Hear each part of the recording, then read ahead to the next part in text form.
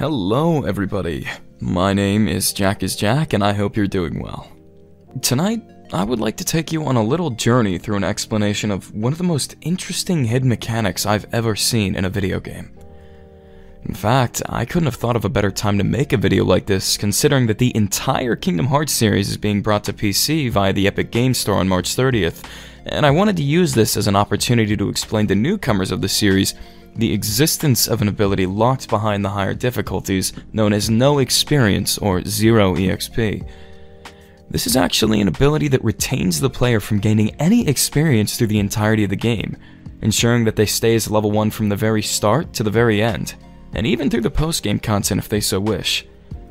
Now, while this sounds really intimidating on the surface, the developers actually hide a multitude of mechanics behind the game's code in order to ensure a run like this would even be possible.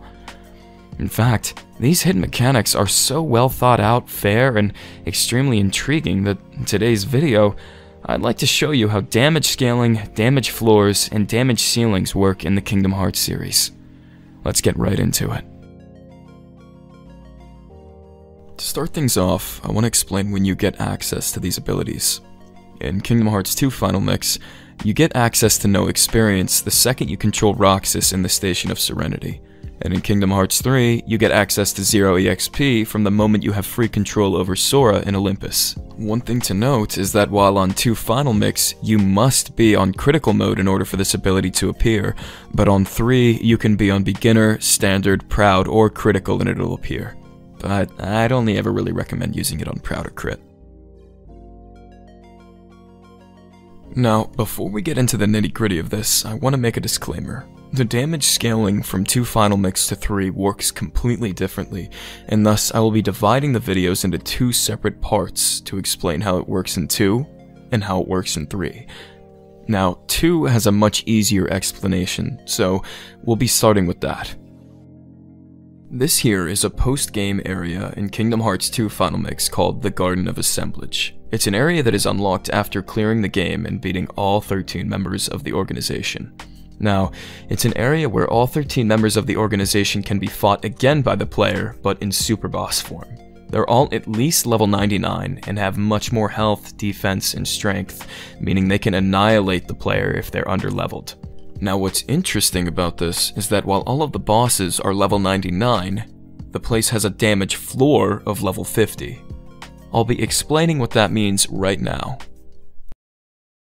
Now, for this example, I'll be fighting Data Syax as he lets you wail on him more easily in the beginning, and as you can tell, I am indeed level 1 with only 11 strength, 7 magic, and 18 defense.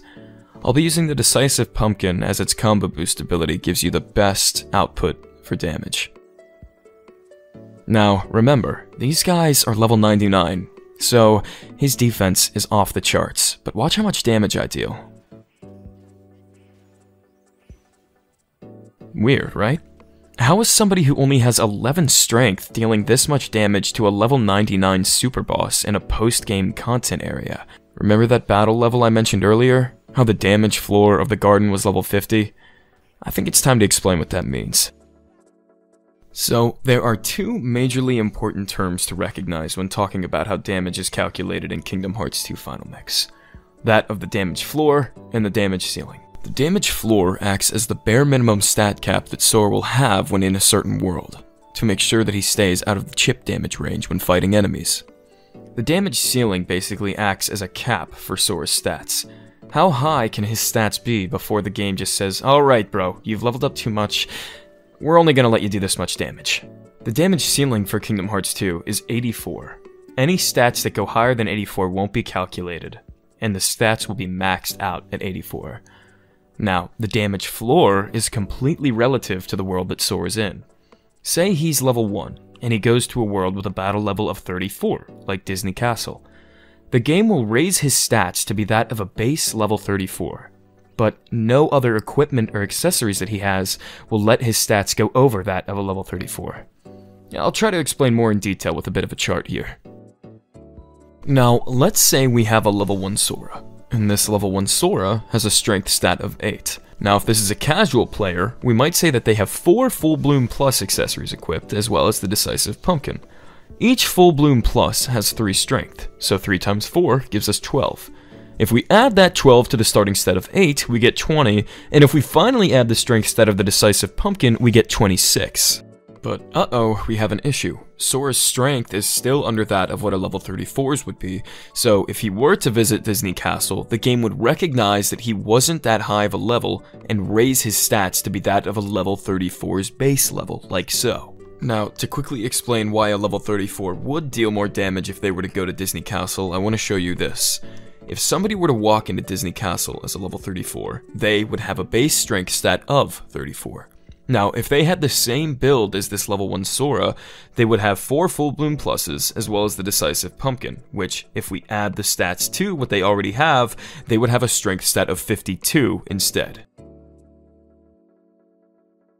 Now, just to give you an example that this is how the scaling works, we'll go and fight some enemies in Disney Castle with the same stats we had in the garden, and if you look, we do the same exact amount of damage to these enemies as we did to the super boss.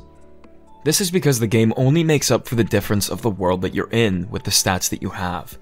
It won't carry them over. So if I'm in the garden and have a battle level of 50, but then go to Disney Castle, my battle level will be reduced to 34 because that is the battle level of Disney Castle. Pretty cool, right? Yeah, so that was a lot, but we're actually going to move right on to KH3. So KH3's scaling works completely different from KH2's. I'll explain everything I can to the fullest extent using info from a pastebin I found that I'll link in the description. Here we go. Okay, so Kingdom Hearts 3. A common misconception with this game is that damage scaling is non-existent on level 1, when in actuality it very much does exist, just completely differently from KH2FM's. The reason for this is due to the plethora of mechanics surrounding KH3's combat that regards stat boosts for the player. These include, but are not limited to, Keyblade upgrades as well as cuisine bonuses. Now, Keyblade upgrades basically function as permanent stat boosts for Keyblades, which can be purchased with certain synthesis materials at the Moogle. Cuisine bonuses, however, are temporary stat boosts that the player gets from food that can be cooked at the bistro in Twilight Town.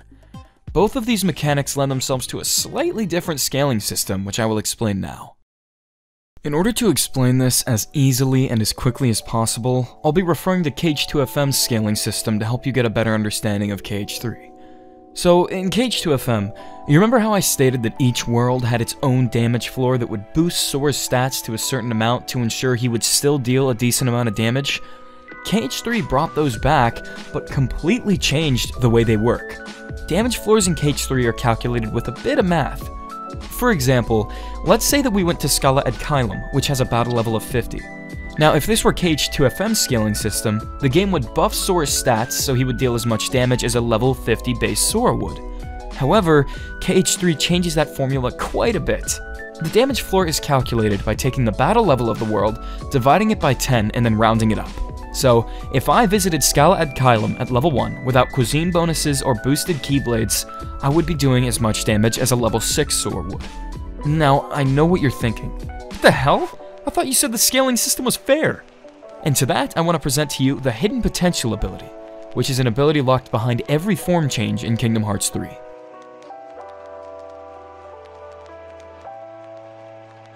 Hidden Potential basically acts as the full scaling system for KH3.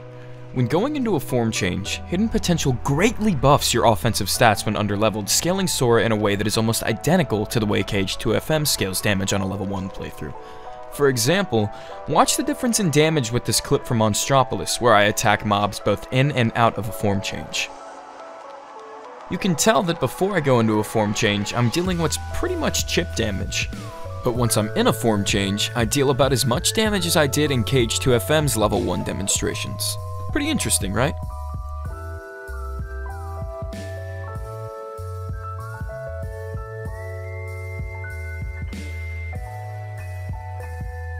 See, now that wasn't too bad, right? KH3 has weaker scaling until the player gains a form change in order to contribute to strategic playstyles and an incentive to use all the mechanics. And if they do want to get a bit more damage before getting a form change, there's cuisine and Keyblade upgrades to make up for the loss. But there's one exception to this rule. You remember the Garden of Assemblage from KH2FM? Well, KH3's DLC Remind brought it back, with 13 all-new super bosses for the player to fight. And just like Kh2FM, the garden in this game has a battle level of 50, using Kh2FM's scaling system to value the damage floor. Now to show you this, I'll fight Data Vanitas at level 1 with no cuisine boost, using only the Kingdom Key with its base stats.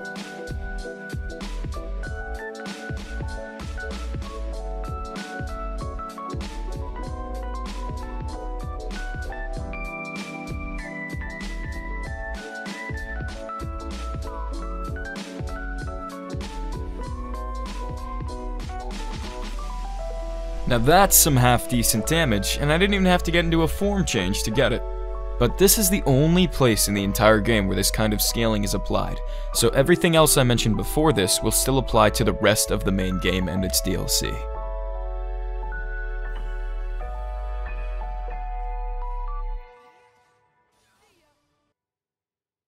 Well, that pretty much wraps up everything there is to know about damage scaling in Kingdom Hearts.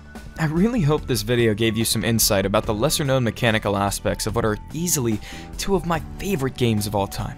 And if you're thinking of picking these up when they come out on PC, go for it. You may end up liking them so much you give level 1 runs a go yourself. That's all from me. Thanks so much for watching. This video was a ton of work to make, and I really hope it paid off. If you enjoyed, a like, comment, or even a subscription would be greatly appreciated. Take care, everybody. This is Jack signing off.